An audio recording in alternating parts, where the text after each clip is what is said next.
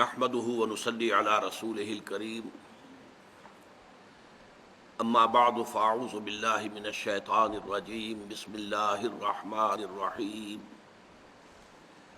الحمد لله رب العالمين الرحمن الرحيم مالك يوم الدين إياك نعبد وإياك نستعين اهدنا الصراط المستقيم صراط الذين أنعمت عليهم غير المغضوب عليهم ولا الضالين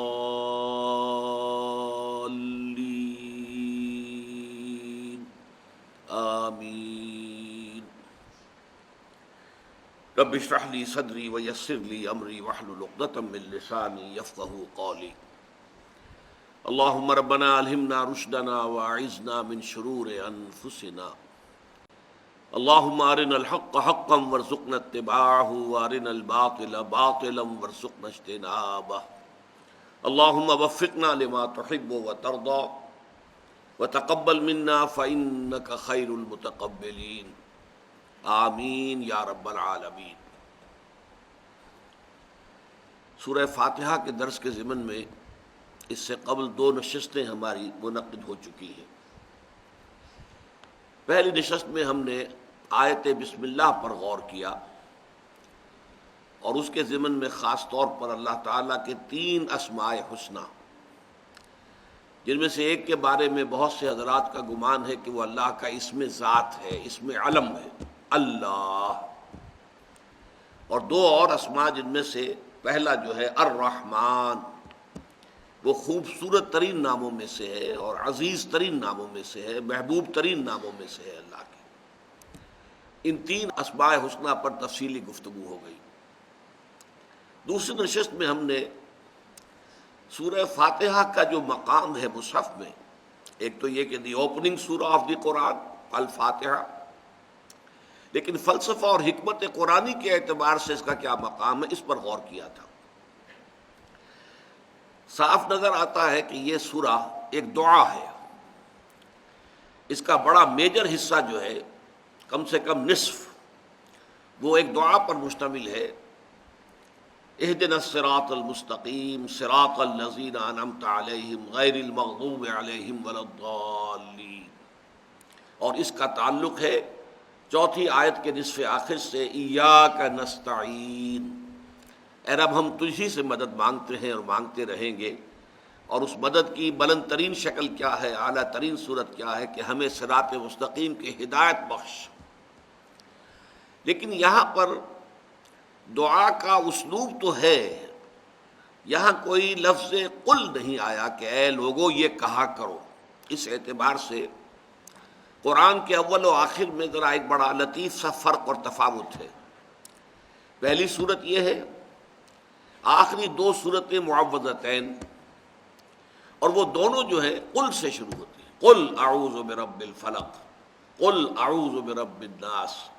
یہاں یہ نہیں ہے کہ قل الحمد للہ رب العالمین، نہیں، قل کے لفظ کو یہاں پر حذف کر دیا گیا، حالانکہ قل الحمد بھی قرآن میں موجود ہے۔ آپ کے علم میں ہوگا بہت سے حضرات کے کہ سورہ بنی اسرائیل کی آخری آیت ہے وَقُلِ الْحَمْدُ لِلَّهِ الَّذِي لَمْ يَتَّخِذْ وَلَدًا وَلَمْ يَكُنْ لَهُ شَرِيكٌ فِي الْمُلْكِ وَلَمْ يَكُنْ لَهُ وَلِيٌّ مِّنَ الذُّلِّ وَكَبِّرْهُ تَكْبِيرًا۔ تو قل کے ساتھ بھی الحمد جو ہے قرآن میں موجود ہے، لیکن یہاں نہیں ہے۔ اس کی وجہ کیا ہے؟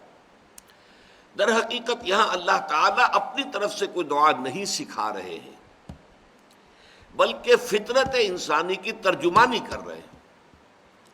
یہ بات ہم نے سورہ لقمان کے دوسرے رکوع کے ضمن میں بھی اچھی طرح سمجھ لی تھی کہ 2 چیزیں اگر میسر ہوں، نمبر 1، انسان کی فطرت جو ہے وہ اپنی سلامتی اور صحت پر برقرار ہو، نہ وہ کرپٹ ہو نہ پرورٹ ہو، اس کو ہم کہتے ہیں فطرت سلیمہ، اور اس کے ساتھ ہی انسان کی عقل اگر اس پر نہ تکبر کی پٹی بندھی ہوئی ہو اور نہ تعصب کی، تو اس کو ہم کہتے ہیں عقل سلیم۔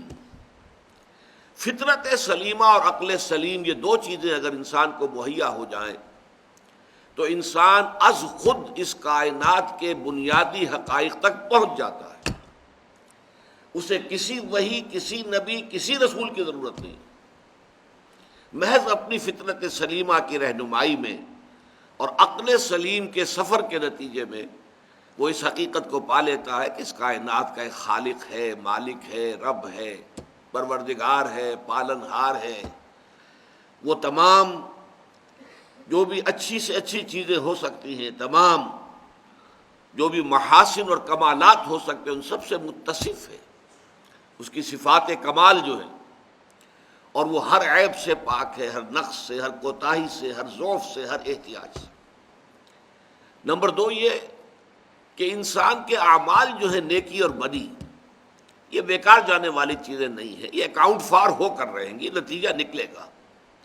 گندم از گندم برویت جو سے جو، گندم سے گندم اگتی ہے، جو سے جو پیدا ہوتا ہے.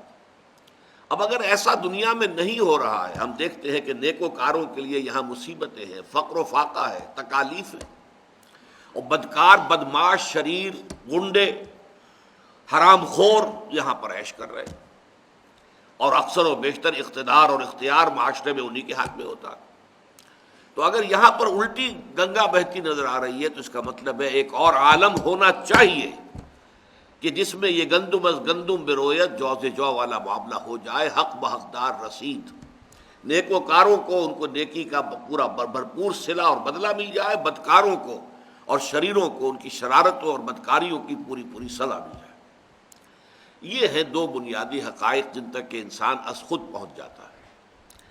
البتہ اس کے بعد انسان کو سمجھ میں آ جاتی ہے بات کہ وہی جو ہستی ہے پیدا کرنے والی اور پالنہار، وہی اس کی مستحق ہے کہ بندہ اس کے سامنے عاجزی کرے، اظہار تذلل کرے، سر جھکائے، رکوع کرے، اس سے دعائیں کرے، اس سے محبت کرے، اس سے لو لگائے، اسے اپنا محبوب حقیقی، مقصود اصلی بنائے، اس کے لیے اپنا تن من دھن لگانے کے لیے تیار ہو جائے. البتہ یہ کہ اس دنیا کی عملی زندگی میں قدم قدم پر ایسے مسائل آ جاتے ہیں کہ کیا کروں کیا نہ کروں، اس کا فیصلہ نہیں کر پاتا انسان. بال سے زیادہ باریک اور تلوار کی دھار سے زیادہ تیز جو ہے وہ انسان اس دنیا میں محسوس کرتا ہے کہ ہر قدم پر یہ دو راہ آ گیا، اب میں کیا کروں. اس کی عقل قاصر ہے، اس تفصیلی ہدایت کے لیے وہ محتاج ہے اللہ کا. اللہ بتائے اسے کہ وہ کیا کرے کیا نہ کرے. انفرادی سطح پر تو پھر بھی اس کے اندر اللہ تعالیٰ نے نیکی اور بدی کی جو پہچان ودیت کر دی ہے، تو انفرادی اپنے رویے میں تو انسان پھر بھی اپنی فطرت کی رہنمائی میں سفر کر سکتا ہے. اجتماعی معاملات میں آ کر اس کے سوا کوئی چارہ کار نہیں ہے کہ گھٹنے ٹیک کر، اور یہ میں آپ کے اس لیے الفاظ استعمال کر رہا ہوں، آپ کو معلوم ہے کہ عیسائیوں کی عبادت جو ہے وہ گھٹنے ٹیک کر ہوتی ہے، وہ سجدہ وغیرہ اس میں نہیں ہے، لیکن دے نیل ڈاؤن، ان کے جو گھٹنے ہیں زمین پر لگ جاتے ہیں. تو گھٹنا ٹیکنا ہمارے ہاں بھی ہے. گھٹنے ٹیک کر اللہ تعالیٰ سے یہ دعا کی جائے کہ پروردگار تو ہی ہدایت عطا فرما. وہ لمیٹیشن میں پہلے بیان کر چکا ہوں. عورت جو ہے محض عورت ہونے کے ناطے سوچ سکتی ہے، غور کر سکتی ہے. اس کے احساسات ایک عورت کے احساسات ہیں، مرد کے احساسات کا اسے کوئی اندازہ نہیں ہو سکتا. وہ اگر سوچے گی تو ایسا نظام بنائے گی جس میں عورت کے حقوق پوری طرح محفوظ ہو جائیں. مرد کا بیڑا غرق ہوتا ہے تو ہوتا رہے. مرد اگر سوچتا ہے تو ظاہر بات ہے بحیثیت مرد سوچتا ہے، اس کے احساسات جو ہے وہ صرف بحیثیت مرد ہیں. وہ اپنے مسائل کو جانتا ہے، وہ اپنے جو تقاضے ہیں، مطالبے ہیں، ان کو پہچانتا ہے. وہ نظام بنائے گا تو عورت کو وہ بھیڑ بکری کی طرح کی ایک ملکیت بنا دے گا، جوتی کی نوک بنا دے گا، کوئی حیثیت اس کی نہیں رہے گی. اسی طرح مزدور اپنے مسائل کو جانتا ہے، اس کے سر پر سوار ہے مسائل.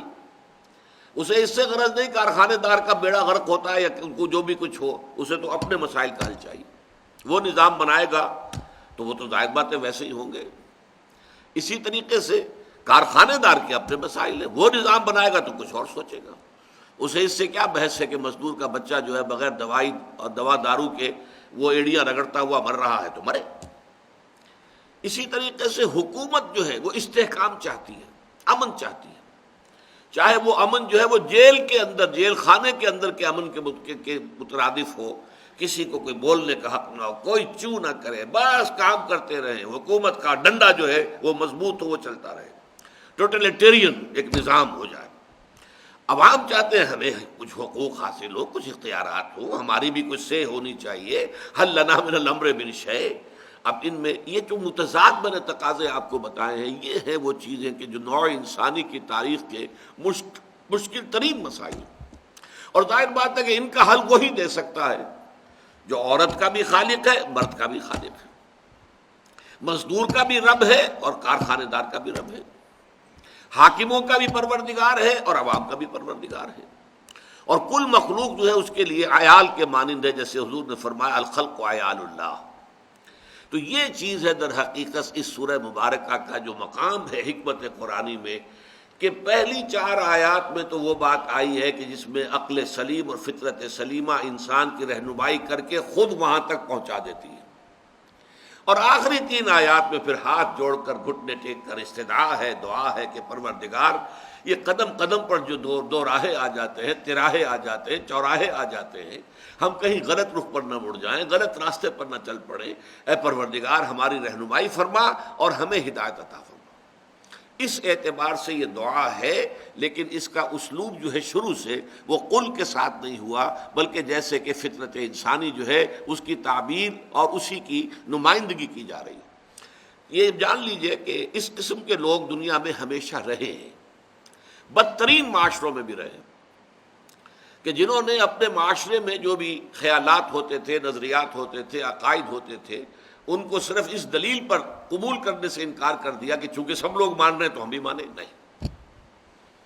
انہوں نے سوچا، غور کیا اپنی عقل سلیم کی رہنمائی میں، اور انہوں نے اپنے معاشرے کے اندر جو بھی خیالات رائج تھے انہیں رد کر دیا اور تلاش حق کے اندر نکل کھڑے ہوئے۔ دیکھیے ہم جو پڑھ چکے ہیں، تیسرا سبق ہمارا سورہ لقمان کا دوسرا رکوع، حضرت لقمان ایک ایسی ہی شخصیت کی نمائندگی ہے قرآن مجید میں، وہ نہ نبی تھے ہم دیکھ چکے ہیں اور نہ کسی نبی کے پیروکار تھے۔ اسی طرح کی عظیم شخصیت سلمان فارسی رضی اللہ تعالی عنہ، اب وہ ایران میں پیدا ہوئے ہیں، وہاں پر آگ کی پرستش ہو رہی ہے، باپ جو ہے ایک بڑے جو ہے وہ آگ کا جو معبد ہے، عبادت گاہ ہے، وہ اس کا پجاری ہے، لیکن وہ ریجیکٹ کرتے ہیں کہ یہ کیا مطلب ہے، اس آگ میں ہم ایندھن نہ ڈالیں تو آگ بجھ جائے، اور اسی آگ کے آگے ہم نے ہاتھ جوڑ دیے ہیں، پرستش کر رہے ہیں، اس کی تعریف کر رہے ہیں، اسے دعائیں کر رہے ہیں۔ پھر انہوں نے ہجرت کی ہے، گھر سے نکل کھڑے ہوئے، شام میں پہنچے ہیں، عیسائیت اختیار کی ہے۔ آپ کو معلوم ہے، تفصیل میں نہیں جا سکتا، وقت کم ہے۔ پھر آخر اللہ تعالیٰ نے والذین جاہدوا فینا لنہدینہم سبلنا، یہ جو آخری آیت ہے سورہ عنکبوت کی، جو لوگ ہماری راہ میں جد و جہد کرتے ہیں، محنت کرتے ہیں، ہم انہیں اپنے راستوں کی ہدایت لازماً دے دیتے ہیں۔ اس کی ایک بڑی مثال ہے حضرت سلمان فارسی کو اللہ تعالیٰ نے بالآخر حضور کے قدموں میں پہنچا دیا، اگرچہ ان کے لیے کتنے کٹھن مراحل میں سے انہیں گزرنا پڑا۔ عین عرب کے اندر جب کہ شرک کے گھٹا ٹوپ اندھیرے تھے، ورقہ ابن نوفل، اب وہ ظاہر بات ہے کہ مکے میں پیدا ہوئے، مکے میں وہ 360 بت جہاں رکھے ہوئے تھے، بت پرستی ہی وہاں کا شعار تھا، لیکن یہ کہ انہوں نے ریجیکٹ کیا اس کو۔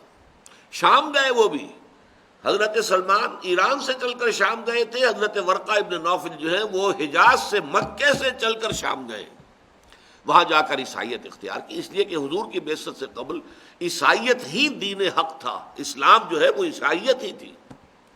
وہاں جا کر عیسائی ہوئے، پھر انہوں نے تورات کا علم حاصل کیا، اتنا علم حاصل کیا، عبرانی زبان سیکھی، کانا یکتب التورات فی العبرانیہ، یہ ان کی شان میں الفاظ آتے ہیں کہ وہ عبرانی زبان میں تورات لکھا کرتے تھے، عبرانی زبان کے اتنے بڑے عالم تھے، اور انہوں نے حضور کی تصدیق کی تھی، اگرچہ چونکہ ابھی حضور کی رسالت کا آغاز نہیں ہوا تھا، ابھی پہلی وحی آئی تھی جس سے نبوت کا ظہور ہوا، لیکن وہ جو وحی آئی ہے سورہ مدثر کی آیات کی، یا ایھا المدثر قم فانذر وربک فکبر، رسالت کا آغاز اس سے ہوا ہے، ابھی وہ آیاتیں نازل نہیں ہوئی تھی۔ یہی وجہ ہے کہ انہیں صحابہ میں شمار نہیں کیا گیا، اس لیے کہ ابھی ایمان لانے کی دعوت ہی نہیں تھی، اگرچہ انہوں نے تصدیق کی ہے، لیکن اس سے پہلے کہ حضور پر سورہ مدثر کی آیات نازل ہوتی ان کا انتقال ہو گیا۔ اسی طرح کی ایک شخصیت حضرت زید ابن عمرو ابن نفیل تھے، ان کا معاملہ کیا تھا، اور یہ حضرت سعید کے والد ہیں، حضرت سعید ابن زید جو عشرہ مبشرہ میں سے ہیں، حضرت عمر کے بہنوئی، یہ پہلے ایمان لائے ہیں، اور ان کی اہلیہ حضرت فاطمہ بنت خطاب حضرت عمر فاروق کی ہمشیرہ، یہ دونوں میاں بیوی پہلے ایمان لائے ہیں، اور یہی ذریعہ بنے ہیں، راستہ بنے ہیں حضرت عمر کے ایمان کا۔ وہ تفصیلی واقعہ آپ کے ذہن میں ہوگا، میرے پاس وقت نہیں ہے کہ میں اسے بیان کروں۔ یہ انہی زید کے بیٹے ہیں، سعید ابن زید۔ ان کا حال کیا تھا کہ مکے میں وہ رہتے تھے، صاف تمام بت پرستی سے تائب ہو کر ان میں کچھ نہیں ہے، یہ کیا ہم بتوں کو پوجتے ہیں، اپنے ہاتھوں سے تراشے اور پوجنا شروع کر دیا۔ پھر وہ کعبے کے پردے پکڑ پکڑ کر دعا کیا کرتے ہیں، اللہ میں صرف تیری بندگی کرنا چاہتا ہوں، نہیں جانتا کیسے کروں۔ یہ ان کی کیفیت تھی، اسی حال میں ان کا انتقال ہوا ہے۔ یہی تو وجہ ہے وہ موحد کامل زید، ان کا بیٹا جو ہے سعید ابن زید، وہ عشرہ مبشرہ میں شامل ہے، اور اسی کے ذریعے سے ایمان جو ہے، اس کی دولت حضرت عمر خطاب رضی اللہ تعالی عنہ تک پہنچی۔ تو یہ ہے اصل میں اس سورہ فاتحہ کا مقام قرآن مجید میں فلسفہ اور حکمت کے اعتبار سے۔ اب آئیے ہم اس کا لفظ بلفظ مطالعہ شروع کرتے ہیں۔ نوٹ کر لیجئے، اس کی پہلی 3 آیات مل کر ایک جملہ بنتے ہیں، آخری 3 آیات مل کر بھی ایک جملہ بنتے ہیں، لیکن درمیانی جو چوتھی آیت ہے اس کے اندر ایک آیت میں 2 جملے ہیں۔ ارشاد ہوتا ہے الحمدللہ رب العالمین، کل حمد، کل ثنا، کل شکر اللہ کے لیے ہے جو تمام جہانوں کا پروردگار و پالنہار اور مالک ہے۔ اب پہلی آیت ہے یہ، اور یوں سمجھیے کہ جب ہم یہ مان لیں، جیسا کہ ہم بحث کر چکے ہیں کہ آیت بسم اللہ جو ہے وہ سورہ فاتحہ کا جز نہیں ہے، تو گویا قرآن کا پہلا لفظ کیا ہے؟ الحمد، الحمدللہ۔ اب اس کی اہمیت اور عظمت پر غور کیجیے۔ حمد کے معنی ہمارے ہاں اردو تراجم میں تعریف اللہ کے لیے ہے، یہ بہت ہی ناقص ترجمہ ہے۔ حمد اصل میں 2 چیزوں کا مجموعہ ہے، شکر اور ثنا، دونوں چیزوں کو جمع کریں گے تو حمد بنے گا، اور یہ لفظ ہمارے دین کے اعتبار سے نہایت اہم ہے، نہایت اہم ہے، نہایت اہم۔ بدقسمتی سے اس کا حق ادا نہیں کیا جاتا، غور و فکر کا۔ دیکھیے یہ لفظ کتنا اہم ہے کہ حضور کے نام جو ہے وہ اسی سے ماخوذ ہے، محمد، احمد، حامد، یہ تمام نام حضور کے جو ہے اسی حمد سے ہیں۔ اس امت کو نام دیا گیا حمادون، یہ جو امت ہے محمد کی صلی اللہ علیہ وسلم، یہ حمادون ہے۔ اور قیامت کے بارے میں آتا ہے میدان حشر میں، حضور فرماتے ہیں لواء الحمد بیدی، حمد کا جھنڈا میرے ہاتھ میں ہوگا۔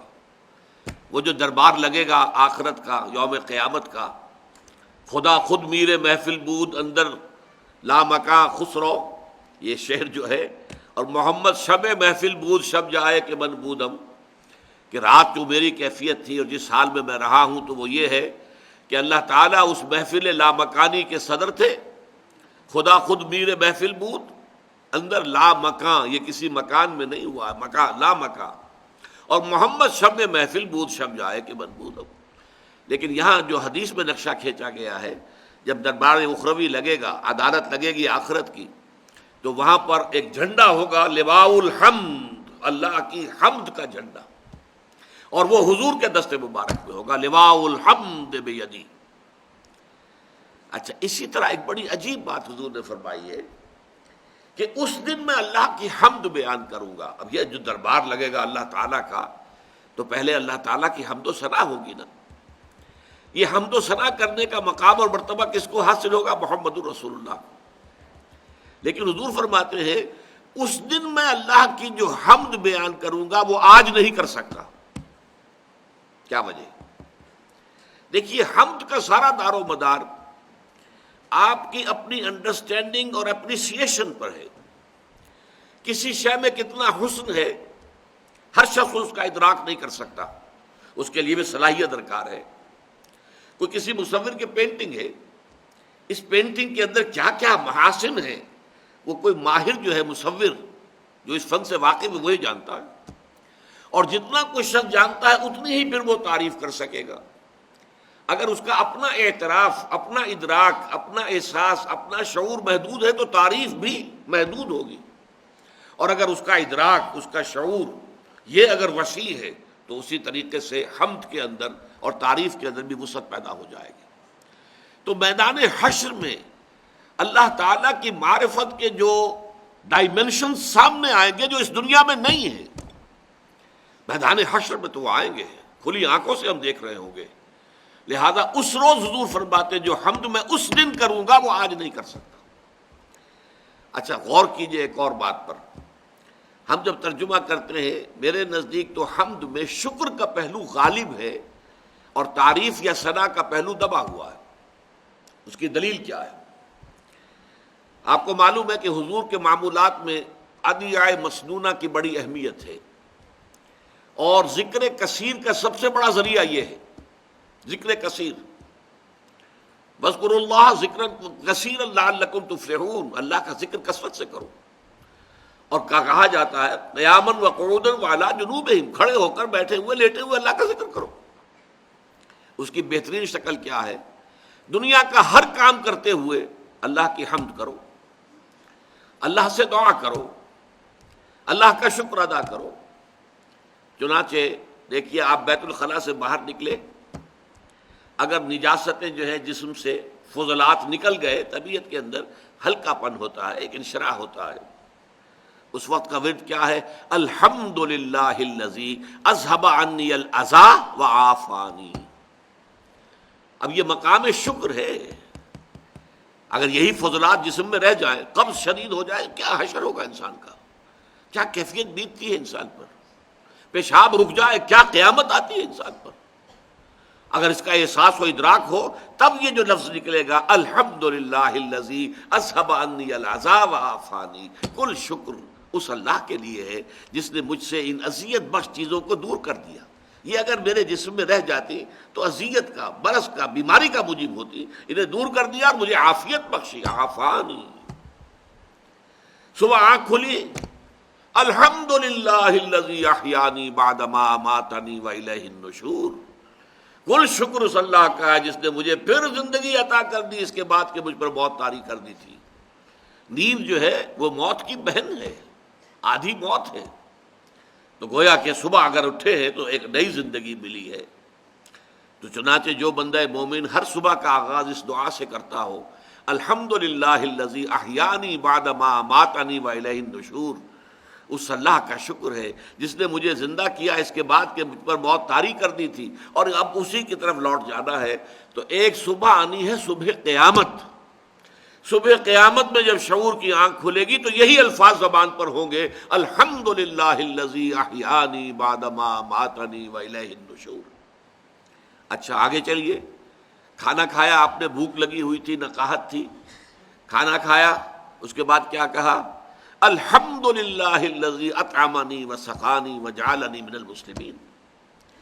ان دعاؤں کو آپ دیکھیے، یہ مقام شکر ہے۔ اور مسلمان کی زندگی اگر واقعتاً وہ ذکر کثیر کے لیے ادعیاء معصورہ کو اپنا معمول بنا لے زندگی کے ہر کام کے ساتھ، شیشہ دیکھیے تو دعا ہے، کپڑے بدلے ہیں آپ نے، دعا ہے، بیت الخلاء میں داخل ہو رہے ہیں تو دعا ہے، باہر نکل رہے ہیں تو دعا ہے، بازار میں داخل ہو رہے ہیں تو دعا ہے، باہر نکل رہے ہیں تو دعا ہے، گھر سے باہر جا رہے ہیں تو دعا ہے، گھر کے اندر داخل ہو رہے ہیں، آئبون تائبون لربنا حامدون، اللہ کی حمد کرتے ہوئے ہم دوبارہ واپس آ گئے، اپنے گھروں میں لوٹ آئے، حامدون لربنا حامدون، وہی حمد۔ تو یہ ہے اصل میں اس لفظ کی اہمیت، شکر۔ البتہ شکر میں اور حمد میں ایک باریک سا فرق ہے۔ شکر عام طور پر اس چیز پر کیا جاتا ہے کہ جو کسی انسان کو کوئی ٹھوس مادی اور محسوس فائدہ پہنچے۔ کمزوری تھی، بھوک لگی ہوئی تھی، کھانا کھایا، یہ محسوس چیز ہے۔ الحمدللہ الذی اطعمنی وسقانی وجعلنی مسلمین۔ اسی طریقے سے کوئی آپ کو دولت مل گئی ہے، کوئی کامیابی مل گئی ہے دنیا میں، کسی طرح کا امتحان میں آپ اچھے نمبر لے کے پاس ہو گئے، الحمد۔ شکر جو ہے کیا جاتا ہے اس پر۔ اور حمد کوئی حسن، کوئی خوبی، کوئی خیر، کوئی کمال، کوئی جمال، اس کے اوپر ثنا کرنا، تعریف کرنا، حمد میں یہ بھی داخل ہے۔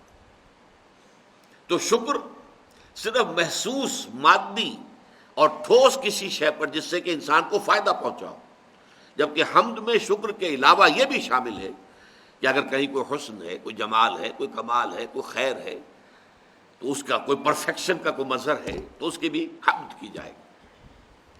اگرچہ یہاں بھی یہ جو باریک فرق میں نے بیان کیا ہے ایک اور باریک انداز میں ختم بھی ہو جاتا ہے، یہ دونوں کے اندر بڑی باریک سی لکیر ہے۔ اس کے لیے ورڈز کی جو ایک نظم ہے ڈیفوڈلز، اس کا میں حوالہ دیا کرتا ہوں کہ شاعر نے نقشہ کھینچا ہے اس میں کہ میں ایک شام گھوم رہا تھا ایسے ہی، اور ایک پہاڑی سی راستے میں آ گئی، میں اس کے اوپر چڑھا، اس پہاڑی کی چوٹی پر پہنچا تو دوسری طرف جو وادی نظر آئی مجھے، اس میں ایک عجیب منظر میں نے دیکھا، پوری وادی ڈیفوڈلز کے پودوں سے بھری ہوئی، اور پھول جو ہے ڈیفوڈلز کے وہ لہرا رہے تھے ہوا کے اندر جیسے کہ رقص کر رہے ہو، ناچ رہے ہو۔ تو یہ جو منظر میں نے دیکھا، اب دیکھیے اس سے کوئی مادی فائدہ تو نہیں ہوا، کیا ہوا؟ کوئی شے نہیں مل گئی، کوئی دولت نہیں مل گئی، لیکن یہ کہ اس کا احساس شاعر کا جو ہے کس قدر لطیف ہے۔ I gazed and gazed, but little thought what wealth the scene to me had brought۔ میں دیکھتا رہا، لطف اندوز ہوتا رہا، لیکن مجھے یہ خیال نہیں آیا اس وقت کہ محض اس دیکھنے سے، اس حسن اور جمال، اس کے مظاہر کو مشاہدے سے مجھے جو دولت ملی ہے وہ اس کا مجھے احساس نہیں ہوا اس وقت، بعد میں ہوا۔ کب ہوا؟ For oft when on my couch I lie, in vacant or in pensive mood, they flash upon that inward eye, which is the bliss of solitude, and then my heart with pleasure fills, and dances with the daffodils۔ ایسا ہوتا ہے کہ میں کبھی افسردہ سا ہو کر کبھی لیٹا ہوا ہوتا ہوں اپنے کاؤچ پر، اور میں اسی طریقے سے ادھیڑ بن میں ہوتا ہوں کہ اچانک وہ منظر میری نگاہوں کے سامنے آ جاتا ہے، انورڈ آئی، میرے دل کی آنکھ کے سامنے وہ منظر آ جاتا ہے جو میں نے اس وقت دیکھا تھا ڈیفوڈلز کو لہراتے ہوئے اور لہراتے ہوئے اور رقص کرتے ہوئے۔ اور اس منظر سے نتیجہ کیا نکلتا ہے کہ پھر میرا دل جو ہے باغ جسے ہم کہتے ہو جاتا ہے، اور وہ بھی ڈیفوڈلز کے ساتھ رقص کرنا شروع کر دیتا ہے۔ And then my heart with pleasure fills and dances with the daffodils۔ تو گویا کہ کسی حسن اور کمال کے مظہر کو دیکھ کر بھی انسان کو کچھ حاصل ہوتا ہے، اگرچہ وہ بہت لطیف شے ہے، بہت سٹل شے ہے، اس کو عام آدمی کا ادراک اور شعور جو ہے شاید اس کا احساس نہ کر سکے، لیکن یہ کہ حمد کے اندر یہ دونوں چیزیں شامل ہیں۔ شکر میں صرف وہ چیزیں کہ جو انسان کو کوئی بالکل محسوس اور مادی اور ٹھوس فائدہ پہنچا رہی ہوں، اس پر شکر، اور حمد میں وہ بھی، اور مزید یہ حسن اور کمال کے جو بھی مظاہر سامنے آئیں ان پر حمد۔ اب فرمایا الحمد، الحمد الف لام حسر کا ہے، الحمد، کل حمد، تمام حمد، یہ توحید کا بہت بڑا کلمہ ہے، اس لیے کہ جو بھی ہمیں کوئی خیر نظر آ رہا ہے، خوبی نظر آ رہی ہے، حسن نظر آ رہا ہے، جمال و کمال نظر آ رہا ہے، اس سب کا منبع ذات باری تعالی ہے۔ آپ پھول کو دیکھ کر پھول کی تعریف کرتے ہیں، پھول میں کوئی حسن ہے تو اللہ نے پیدا کیا ہے، تعریف اللہ کی کیجئے۔ آپ نے کھانا کھایا ہے، اس سے آپ کو توانائی ملی ہے، کھانے کی تعریف نہ کیجئے، کھانے کی حمد نہ کیجئے، اللہ کی حمد کیجئے جس نے کھانا آپ کے لیے بنایا ہے۔ یہ تمام چیزیں جو بھی کچھ، چاہے وہ محسوس ہو اور چاہے وہ لطیف ہو، غیر محسوس ہے، جو بھی آپ کو حاصل ہو رہا ہے اس کائنات کے اندر، اس سب کا منبع اور سرچشمہ ذات باری تعالیٰ ہے، لہذا کل حمد اللہ کے لیے۔ الحمد للہ رب العالمین، کل حمد۔ لام جو ہے للہ میں، اسے لام تملیک بھی کہہ سکتے ہیں اور اسے ہم لام استحقاق بھی کہہ سکتے ہیں۔ کل حمد ہے ہی اللہ کی، یہ تو اگر کسی اور کی کرتے ہو تو خیانت کرتے ہو، ظلم کرتے ہو۔ ان الشرک لظلم عظیم، کل حمد اللہ کے لیے۔ یہی وجہ دیکھیے احادیث میں آتا ہے التسبیح نصف المیزان والحمد للہ تملأہ۔ تسبیح سبحان اللہ، اس سے اللہ تعالیٰ کی معرفت کی میزان آدھی پر ہو جاتی ہے۔ اس کا مطلب کیا ہے؟ اللہ ہر نقص سے، ہر عیب سے، ہر کوتاہی سے، ہر ضعف سے، ہر احتیاج سے پاک ہے، اعلیٰ ہے، منزہ ہے، عرفہ ہے۔ یہ تو ایک پہلو ہو گیا، یہ منفی پہلو ہے، اس میں کوئی عیب نہیں، کوئی کمی نہیں، کوئی احتیاج نہیں، کوئی کسی طرح کی تقصیر نہیں، کوئی ضعف نہیں، یہ نفی ہو رہی ہے۔ یہ سبحان اللہ، الحمدللہ تمام کمالات، تمام محاسن اللہ کی ذات میں جمع ہے، یہ الحمد۔ التسبیح نصف المیزان والحمدللہ تملأہ، تو در حقیقت کل حمد اللہ کا ہے، اللہ کی ملکیت ہے، اسی کی ہونی چاہیے۔ اگر کسی اور کے لیے آپ نے اس کو ڈائریکٹ کر دیا تو در حقیقت یہ خیانت کی، یہ شرک ہے۔ الحمدللہ یا لام پھر استحقاق کا ہے کہ تمام حمد کا مستحق جو ہے، سزاوار حقیقی وہ اللہ ہے۔ رب العالمین، اب میں نے عرض کیا تھا یہ جملہ ایک بنتا ہے، الحمدللہ، الحمد مبتدا، للہ خبر۔ اب یہ اللہ کے لیے بدل آ رہے ہیں۔ کون اللہ؟ وہ کہ جو رب العالمین ہے، وہ کہ جو رحمان ہے، وہ کہ جو رحیم ہے، وہ کہ جو مالک یوم الدین ہے۔ جملہ ایک ہی ہے، یہ باقی دو آیتیں جو ہے پہلی آیت کے تابع ہیں۔ الحمدللہ رب العالمین، کل ثنا، کل حمد، کل شکر اللہ کے لیے ہے جو تمام جہانوں کا پروردگار ہے، جو رحمان اور رحیم ہے، جو مالک یوم الدین ہے۔ اب آئیے رب العالمین، رب کے معنی کیا ہے؟ یہاں میں نوٹ کرا دوں آپ کو، سورہ فاتحہ کی تفسیر پر مولانا ابوالکلام آزاد نے 250-300 صفحے لکھے ہیں، بڑے سائز کے باریک رسم الخط میں۔ یہ ام الکتاب ہے، یا اساس القرآن ہے، ام القرآن ہے۔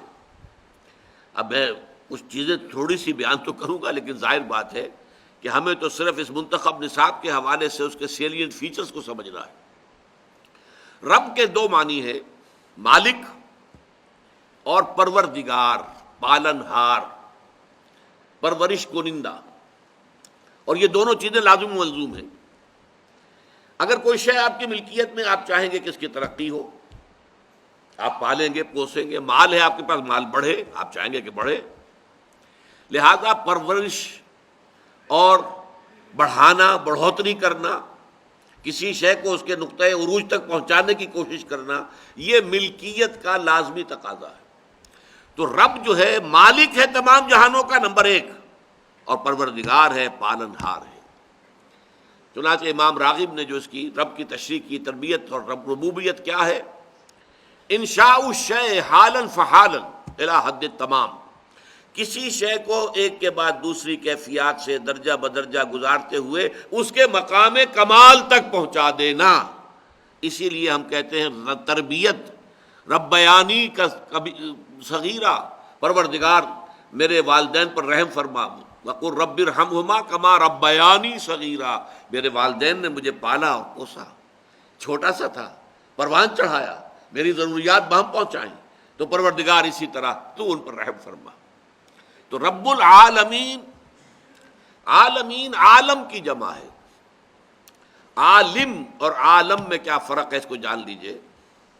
عالمہ کے معنی ہے کوئی شے جان لینا، اور علامہ حروف اصلی وہی ہیں، صرف زیر اور زبر کا فرق ہے۔ علامہ جان لیا، علامہ علامت بنا دیا، نشان زدہ کر دیا، کسی شے کی پہچان مقرر کر دی۔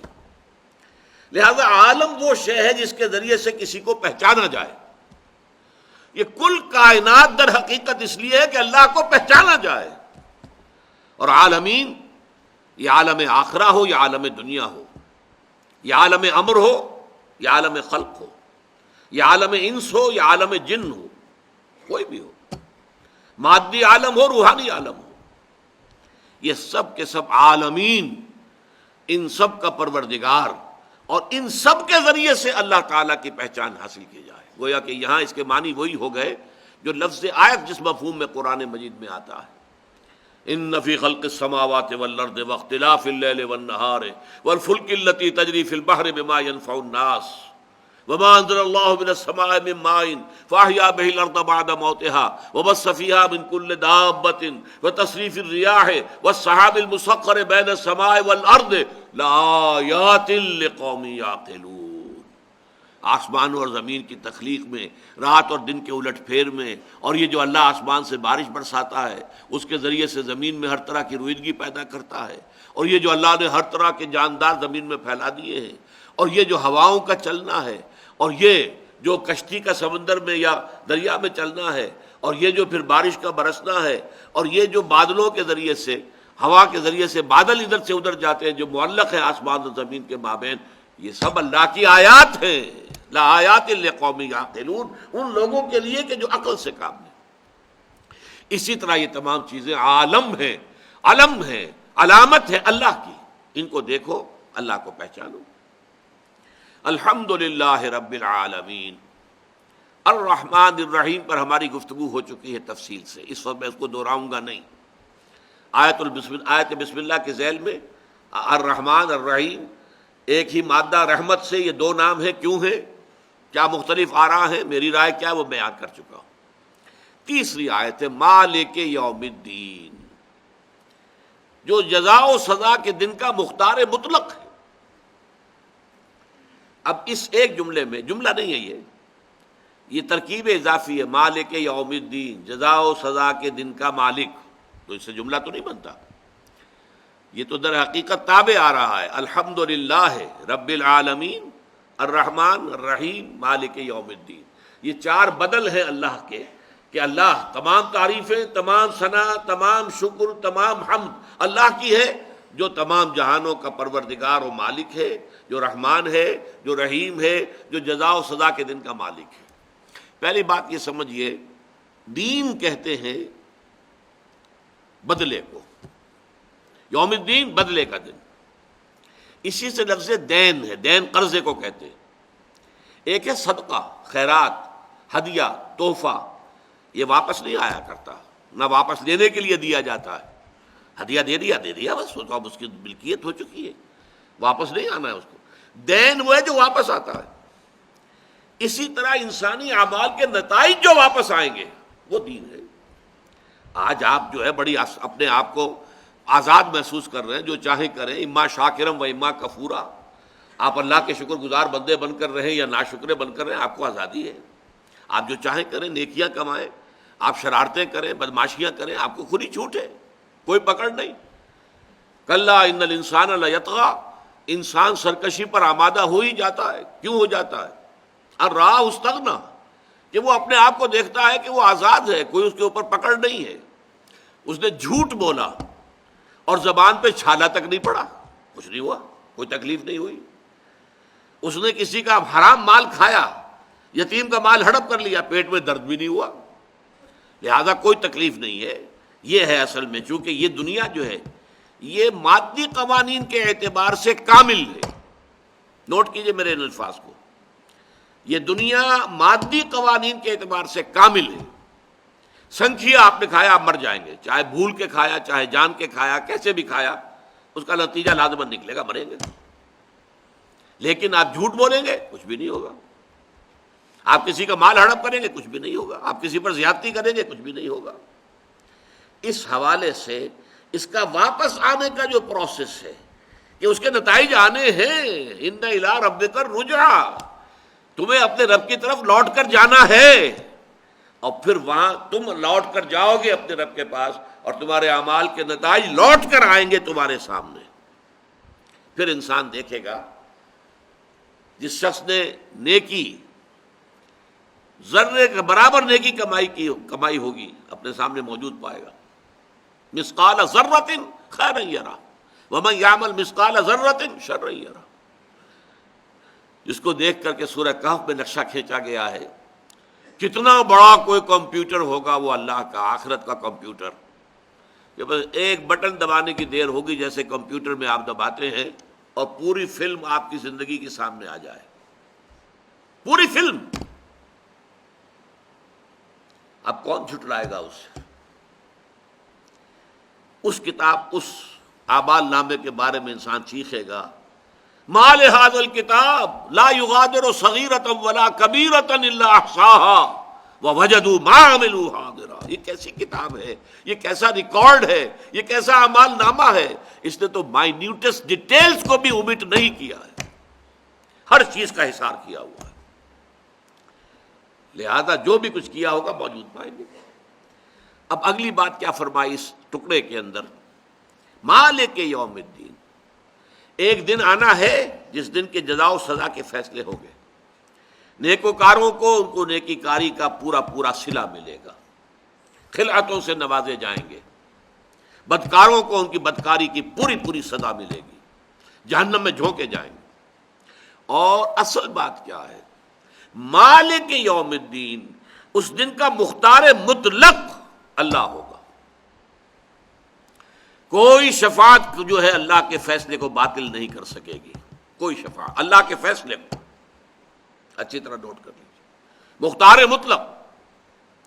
اس لیے کہ دنیا میں سب سے بڑا دھوکہ جو انسانوں کو لگا ہے وہ کیا ہے؟ ہاں جزا و سزا ہے، بدلہ ہے، آخرت ہے، جانا ہے، لیکن وہاں ہمارے چھڑانے والے موجود ہیں۔ یہ ہمارے دیوی دیوتا، آخر ہم ان کی جو ٹنڈرت کرتے ہیں، پوجتے ہیں، ان کو حلوے مانڈے ان کے سامنے رکھتے ہیں، ان کے نام کی جے پکارتے ہیں، جے جے کار کرتے ہیں، تو کس لیے؟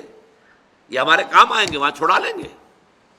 ہؤلاء شفعاؤنا عند اللہ، یہ اللہ کے ہاں ہمارے سفارشی ہوں گے، چھڑا لیں گے ہمیں۔ یہ ہے بات جس کی نفی کی، مالک یوم الدین۔ اس روز ایک طرف پکارا جائے گا لمن الملک اليوم، آج کے دن کس کا ہے اختیار مطلق؟ للہ الواحد القہار، اس اللہ کے لیے ہے کہ جو اکیلا ہے، تنہا ہے اور قہار ہے، چھایا ہوا ہے، پوری طرح مستولی ہے۔ تو مالک یوم الدین، جزا و سزا کے دن کا مالک ہے۔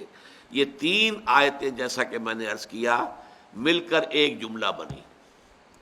الحمد مبتدا، للہ جار مجرور، لیکن یہ بدل من ہو۔ اس کا پہلا بدل کیا ہے؟ رب العالمین، دوسرا الرحمن، تیسرا الرحیم، چوتھا مالک یوم الدین۔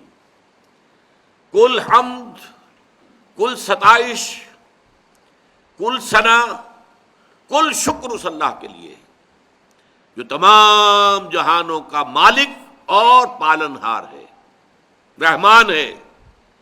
اس کی رحمت ٹھاٹھے مارتے ہوئے سمندر کے مانند ہے، رحیم ہے، ساتھ ہی اس کی رحمت میں دوام ہے، استقلال ہے، تسلسل ہے۔ مالک یوم الدین، جزا و سزا کے دن کا مختار مطلق ہے کہ اس کے فیصلے کے آگے آنے والا کوئی نہیں ہوگا۔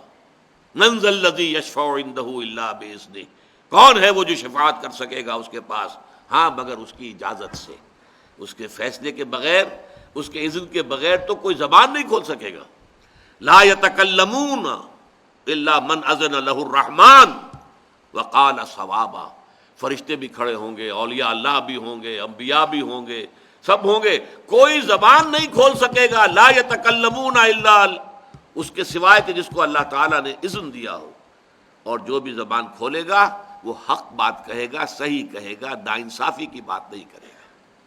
یہ پہلا حصہ ہے اس سورہ مبارکہ کا۔